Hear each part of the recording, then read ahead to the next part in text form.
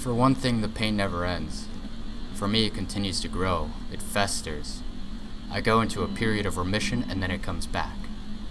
Growing from rotted roots, I feel the agony. Pain continues and pain grows inside the womb that is my chest and taunts the home that is my head. Festering and festering. Growing pain in the agony fills the nerves and clots the blood vessels in my brain to keep me from living. Physical ailments and mental sicknesses stop me from being myself. Or maybe these are what make me my truest self. Hurt and suffering, a disease and no cure. What ails me is the waking hours at night when the day of false strength cracks and the numbness splits into 1,000 pieces. The Kevlar takes a bullet too strong and the projectile lodges itself within me. Oh God, does it hurt. Medicated and numb, they tell me I shall be free of the shackles I call emotion. I shall be free of the bonds of human flesh, and I will be free of the cramped space that is the physical self. The negativity feeds off of my ambition in every dream I have in which I'm living out my biggest dream. The shakes and chest burning are symptoms of the failed goals and lies that I tell myself when I pick myself up from the bed in the morning. A bed that contains sweat and memories the size of dust mites that crawl through my ears while I lay my weary head. They whisper, "It shall never come." They tell me, "You shall never be free." And with each sunrise, the angel on my shoulder pushes and pulls to get me up to start a new day. See, they tell me my pain shall cease to be. They tell me it shall end. The angel on my shoulder does, at least. But oh God, does the pain hurt. It comes and goes, and when it returns, it hurts. It kills me. The pain soon numbs me, then I am happy again. And another thing about it all is, I continue this cycle, and I continue the pain. For I know that it shall never end.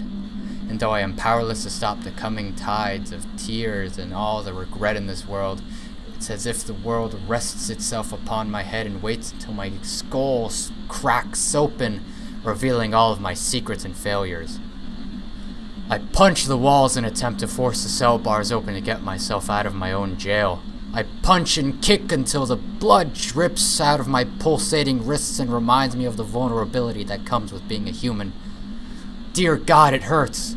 It hurts so much. Being and surviving, not actually living, hurts me. My soul is tired of being reduced to dust particles at each twist and turn of this long, dreary road. And I curse creation for building an aberration in the worst of ways. For the child that wished to grow to be something but is pulverized by the meat grinder that is the universe's black humor. For the child taken to a conveyor belt to be turned into a machine and released back into the public that wishes to denounce him for his suffering. What they say is normal discomfort does not last for minutes or hours, but for what seems to be an eternity. Tormented by blackened fog and nailed to a stack of papers meant to show the statistics, a barcode is imprinted on the back of this child's head to relieve the headaches and buff him up. I curse all it is to be this vulnerable creature of desolation and ruin. I hate what it is to be the decayed. I despise it. For this pain does not go away. The grief inside of my skin poke like needles so that I remember what I am. This form that I inhabit is prodded and quartered to reveal my insides. I was born with one less smile, and now I am ruined. I am in pain. I am cursed with feeling. I am nothing more than what they made me. But this revelation that pain is a part of me, I have learned resurrection. I have learned that I am my pain. That this all that I create stems from distress in a troubled mind. Injury is a battery that charges what I say, what I do, what I think, and what I feel. And because of all of this suffering, I am lifted to the highest pinnacle in the depths of the abyss. I can scream out into the void and tell them that I am myself because of what they have made me. I am myself, yet so much more than what they intended. So for the creation that forced itself upon me in an imperfect way, I am nothing. I am troubled and hurt by the aching and throbbing. And in my sessions of torture built by the all-seeing and the all-knowing, I feel tormented. But by my revelation, I finally kill the angel on my shoulder. I kill your masters and I kill your jokes. I inflict the pain back to you and I pull myself out of the bed of whispers to show everyone my shackles.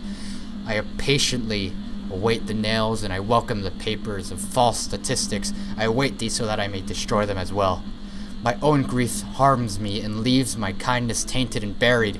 This revelation shows that pain shall never cease to be. Harm will continue to be done to me and I will always feel discomfort.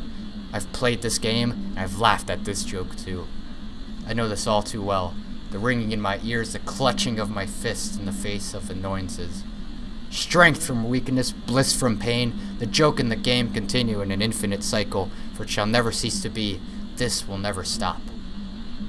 Take notice and see how I go from clenching my teeth in anger to an almost positive catharsis back into the depression in the ground left by the shattering of peace. This is because I climb and fall from the ladder that takes me out of the nether and up into the lull. I am deranged without any sense of in my mind. It's tough to follow my words when I slip because my mind works faster than my mouth, especially at this moment when I speak of such heavy things, topics, and words that people don't often hear, nor do they want to. But when you physically feel sick and your mind is never at ease, some shouting and kicking is required to pull out the bile that sits like a rock inside of you. It's like a waste that no one wants to clean.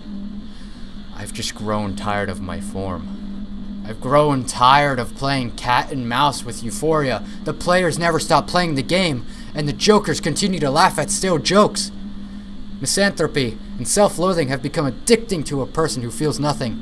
A parasitic relationship forms and sucks the life out of the host. Winner takes all, and the parasite moves on to the next victim.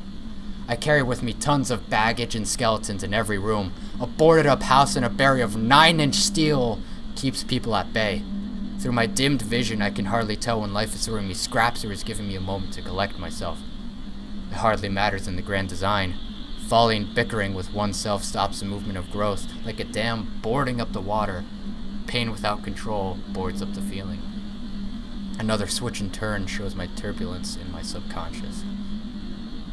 What all of this can be summed up to is that pain doesn't stop. It never fully comes out. You can never rid yourself of the agony. Perhaps you don't have to. If pain makes me what I am, then maybe I should accept it and live with it. There will always be darkness waiting to come forward and pull me back into it. But in my darkest hour, I must still resist and keep my head above the raging whirlpool of my dark mentality. What I'm trying to say in my nonsense is that I feel pain. It comes and goes, never stops. But I must continue to push through it and allow it to guide me to the next destination. What I want to say is that pain never stops, but neither must I.